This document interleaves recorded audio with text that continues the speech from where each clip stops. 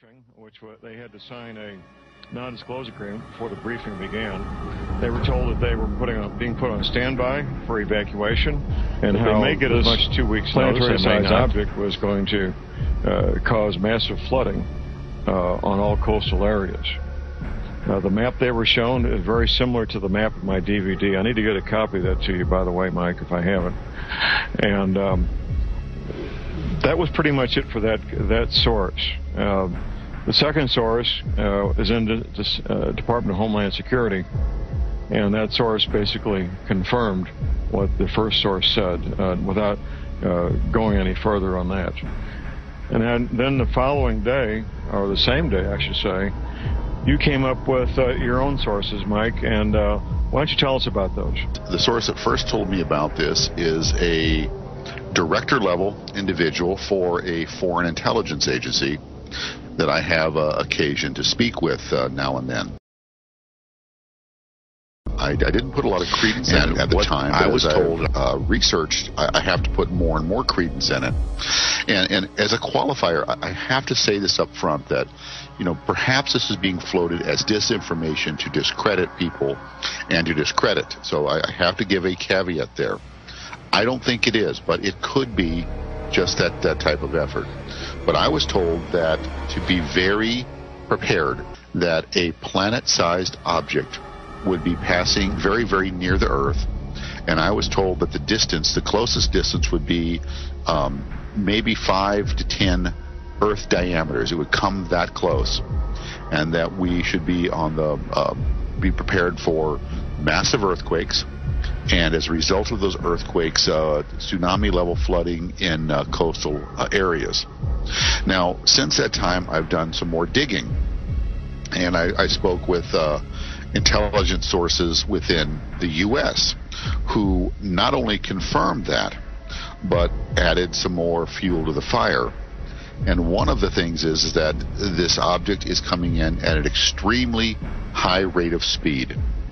And what the other concern is, besides just the near passage, is that as this thing passes through the asteroid belt, it's going to disturb the stable orbits of many asteroids that are out there that are orbiting, and be like a cue ball on a billiard table and send these things going helter-skelter in every direction, so that no one knows where they're going to end up and what their ultimate destinations are going to be, and that we may be living with after effects of this for a number of years into the future.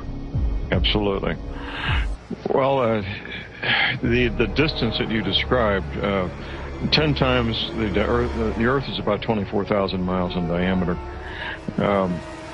So 10 times that would only be 250,000 miles. That's about the distance of the moon, by the way. Yeah, that's close. And I've been told that the size of this object could be as big as the moon. Could be. It is being tracked currently, and the primary tracking station is that large dish in Puerto Rico, I believe it is. So yeah, I'm trying to learn more and as much as I can, as quickly as I can, because this will affect a lot of people. Now, I also have to tell you, I have been told point blank information that I can't share, because I was told if I go on the air with this, that my truck's going to blow up with me in it. And okay. And mostly what that has to do with the high rate of speed it's traveling at, and how it achieved that high rate of speed. The term slingshot comes to mind. Right. So, well, when this thing comes into our solar system, Mike, it comes up. It's coming from the south, by the way, and as it gets deeper into our solar system, approaching our sun, it picks up speed. Does a loop-to-loop around the sun, where it slows down and then starts picking up speed as it goes back out. One of the things that the powers that be will do is they will give you bits of information, but they'll also give you bits of disinformation. Right. And so it's up to us to use our own discernment to try to determine, hey, what's real and what's bunk. And I'm struggling with this. I have to be very honest. We come across information like this from reliable sources that don't know each other. If it's true and we don't report it, then we could be directly responsible for a lot of lives being lost. If it's not true and we report it, well, then we get some egg on our face and life goes on.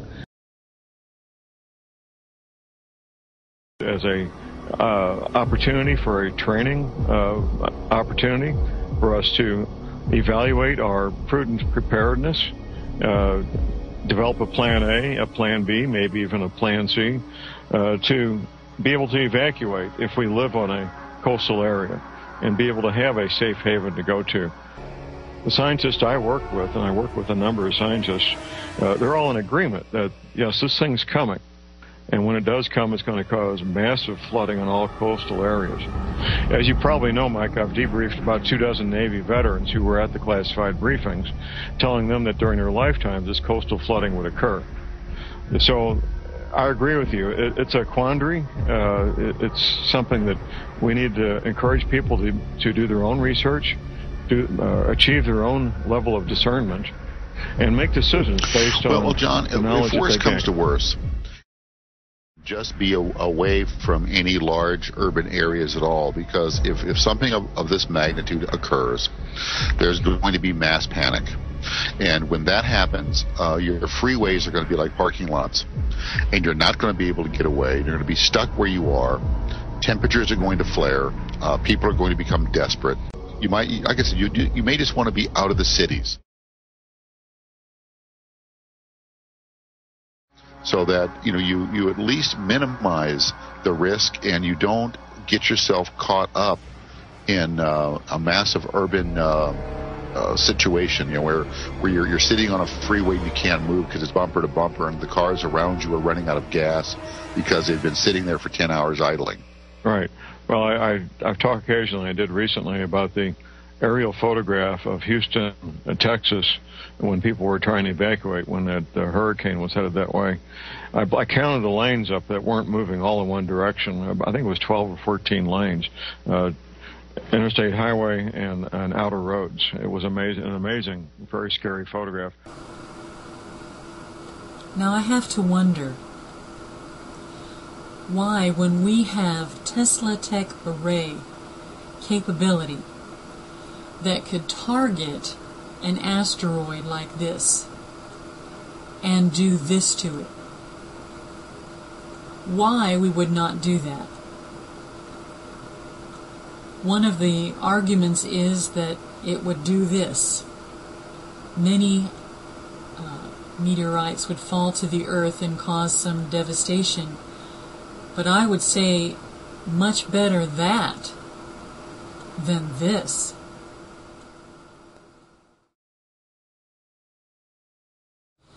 The first angel sounded his trumpet.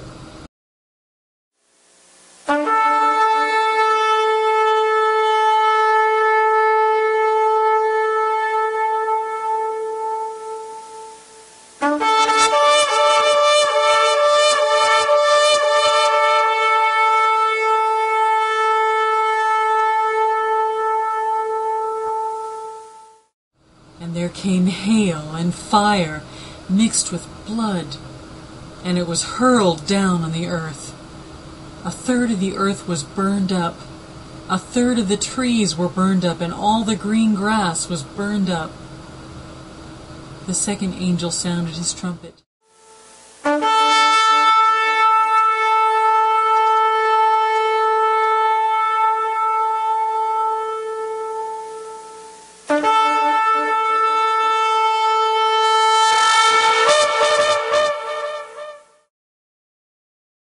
And something like a huge mountain, all ablaze, was thrown into the sea. 1/3 of the sea turned into blood.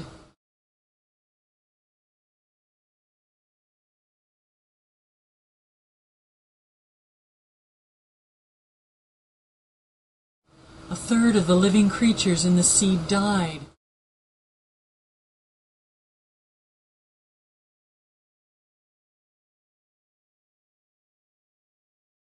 and a third of all the ships were destroyed. The third angel sounded his trumpet.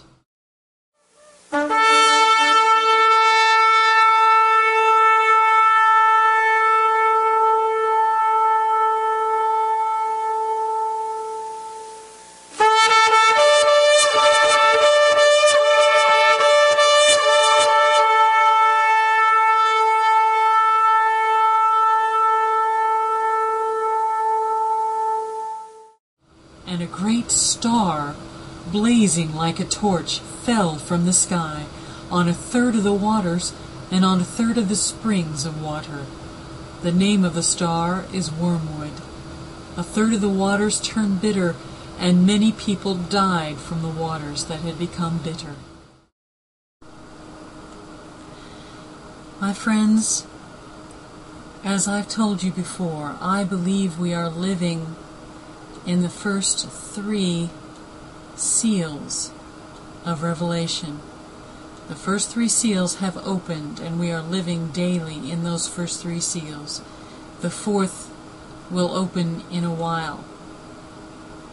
And I believe that the first 3 trumpets are about to sound. And I believe they will sound one upon the heels of the next. Be ready. Listen to the Lord. Obey His word. If you don't know Jesus, give your heart and life to Him. If you do know Him, wait upon His coming. Stay in your inner rooms when danger comes and allow danger to pass by.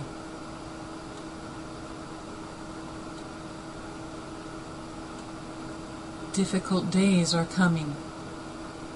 Even so, Maranatha, come, Lord Jesus.